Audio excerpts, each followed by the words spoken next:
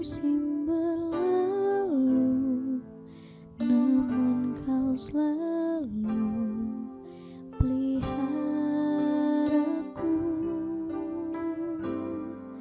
Kasih dan setiamu tak pernah layu di hidupku.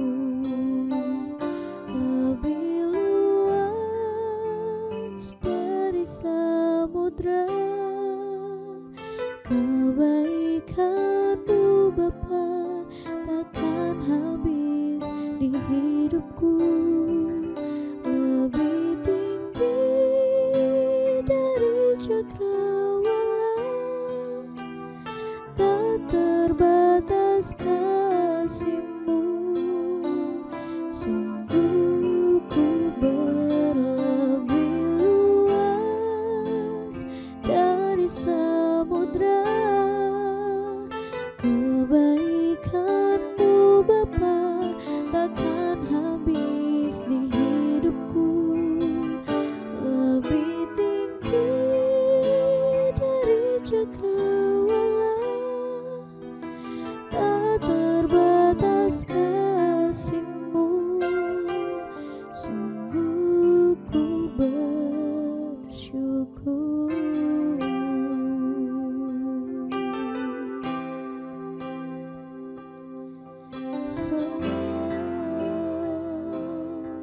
Sungguh indah kasih-Mu Tuhan. Terima kasih buat penyertaan-Mu, oh Yesus. Terima kasih Tuhan. Sungguh indah karya-Mu, sungguh ajaib perbuatan-Mu, oh Yesus.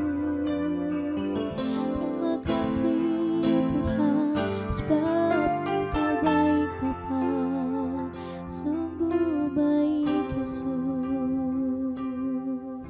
Haleluya, haleluya Yesus.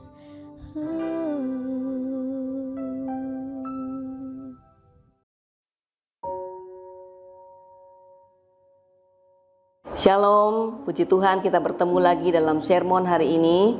Dan firman Tuhan hari ini saya beri judul Korban yang Memberi Kehidupan. Saya ambil dari Yohanes 12 ayat yang ke-24. Aku berkata kepadamu, sesungguhnya jikalau biji gandum tidak jatuh ke dalam tanah dan mati, ia tetap satu biji saja. Tetapi jika ia mati, ia akan menghasilkan banyak buah. Ayat yang baru kita baca ini adalah pernyataan Tuhan Yesus tentang dirinya sendiri. Ia mengibaratkan dirinya seperti biji gandum yang jatuh ke tanah supaya bisa menghasilkan banyak buah. Itulah pengorbanan Yesus. Dan kita semua adalah hasil atau buah dari pengorbanannya. Biji gandum adalah suatu benih kecil yang tidak dianggap oleh orang. Tidak ada yang spesial sehingga membuat orang tertarik. Biji atau benih yang berkualitas sekalipun tetaplah satu biji dan tidak akan bertambah jumlahnya jika ia hanya disimpan atau dibiarkan begitu saja. Ia tidak berfaedah sama sekali.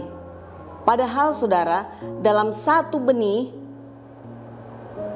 ia mempunyai potensi untuk bertumbuh, karena di dalam setiap benih itu ada kehidupan.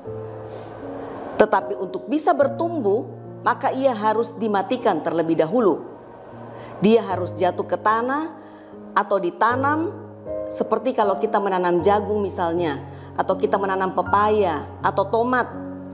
Ada yang ditanam atau dikubur di dalam tanah, tetapi ada juga yang ditebar begitu saja di atas tanah. Nah, dengan cara inilah maka benih atau biji itu akan mulai menyatu dengan tanah, dan dia mulai berproses dan mulai menjadi tumbuhan yang baru dan akhirnya mengeluarkan buah. Saudara dan saya adalah benih dari ribuan tahun yang lalu, yaitu dari Tuhan Yesus sendiri. Sebab itu sebagai anak Tuhan, kita pun harus melakukan seperti apa yang Yesus lakukan. Ini bukan berarti bahwa kita juga harus mati seperti Yesus, tetapi bagaimana cara kita bisa hidup bagi Dia. Kita harus memberikan atau mempersembahkan hidup yang berkualitas dan menghasilkan banyak buah. Karena hidup yang berbuah adalah satu kewajiban bagi anak-anak Tuhan. Saya beri contoh. Saya mempunyai 1 biji mangga. Kemudian biji tersebut saya tanam. Dan beberapa tahun kemudian dia akan bertumbuh dan akhirnya mengeluarkan buah, menghasilkan buah. Dan buahnya itu bukan hanya 1, tetapi ada puluhan buah mangga, bahkan mungkin ratusan buah mangga dalam 1 pohon. Lalu kemudian buah-buah tersebut saya tanam kembali. Maka beberapa waktu kemudian saya akan memanen bukan hanya ratusan tetapi ribuan mungkin buah-buah mangga. Dan kemudian dari buah-buah itu saya tanam lagi. Maka akhirnya saya mempunyai 1 perkebunan mangga yang luas, yang banyak. Dapatkah kita membayangkan hal tersebut? Semua itu berasal hanya dari 1 biji yang kecil, saudara sekalian. Nah, hari ini mungkin saudara hanya punya sesuatu yang kecil, yang kelihatannya sepele, yang kelihatannya tidak ada gunanya, atau mungkin saudara malu untuk memberikannya. Atau saudara mungkin sudah berkorban tetapi belum kelihatan hasilnya. Setiap benih akan berproses dan muncul menjadi tanaman yang baru.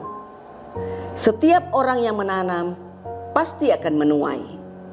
Sesuatu yang kecil jika berada di dalam tangan Tuhan yang besar, maka akan menjadi sesuatu yang luar biasa, saudara. Nah, bagaimana dengan biji yang tidak jatuh ke tanah?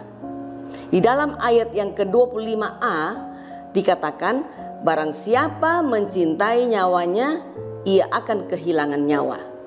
Ini adalah gambaran orang yang mengasihi dirinya sendiri. Ia tidak mau kehilangan apa yang dia punya. Hidupnya tidak dipersembahkan untuk Tuhan. Padahal hidup adalah bukan sesuatu yang harus kita pertahankan. Semua pada akhirnya akan kita tinggalkan. Hari ini kita diberi 2 pilihan, saudara. Menjadi biji yang jatuh ke tanah, yang tidak mau memberikan diri untuk Tuhan, sehingga hidupnya tidak berfaedah bagi orang lain. Orang yang demikian akan kehilangan hidup yang sesungguhnya. Atau kita menjadi biji yang jatuh ke tanah dan mati. Ada yang saudara korbankan untuk menghasilkan kehidupan baru, untuk menghasilkan buah yang berkali-kali lipat banyaknya. Dalam ayat yang ke-25b berkata, tetapi barang siapa yang tidak mencintai nyawanya di dunia ini, ia akan memeliharanya untuk hidup yang kekal. Jadi inilah hidup yang sesungguhnya. Ketika saudara mempergunakan kesempatan yang Tuhan berikan untuk berbuat bagi Tuhan, sekecil apapun itu, mungkin tidak ada yang tahu, atau mungkin tidak ada yang menghargai apa yang saudara lakukan. Jangan berhenti, lakukan itu terus. Apa yang saudara lakukan, semua bagi Tuhan, pada waktunya akan kelihatan hasilnya. Bahkan lebih banyak dari apa yang saudara berikan. Tuhan memberkati firman-Nya. Mari kita berdoa. Bapa Surgawi, hari ini kami mendapatkan pelajaran baru lagi Tuhan, dalam hal memberikan hidup yang berkualitas bagi Engkau. Bapa, ajar kami untuk berbuat maksimal bagi Tuhan dengan apa yang Engkau sudah berikan dalam kehidupan kami, berkat-berkat jasmani bahkan berkat rohani yang sudah Engkau limpahkan ke dalam hidup kami Tuhan. Ajar kami menyadari bahwa hidup yang Tuhan berikan, kesempatan yang Tuhan berikan bagi kami, ini adalah kesempatan juga bagi kami untuk berbuat bagi Tuhan, sehingga kehidupan kami mempunyai manfaat bagi orang lain, sehingga orang lain pun dapat mengenal Engkau dengan benar, mengenal Engkau sebagai Allah yang kuasa, Allah yang maha besar, sehingga hidup mereka pun menjadi berkat bagi orang lain. Terima kasih Bapa, berkati firman-Mu hari ini, berkati aktivitas anak-anak-Mu sepanjang hari ini, semuanya dalam berkat Tuhan Yesus. Terima kasih Bapa, kami mengucap syukur di dalam nama Yesus. Haleluya. Amin.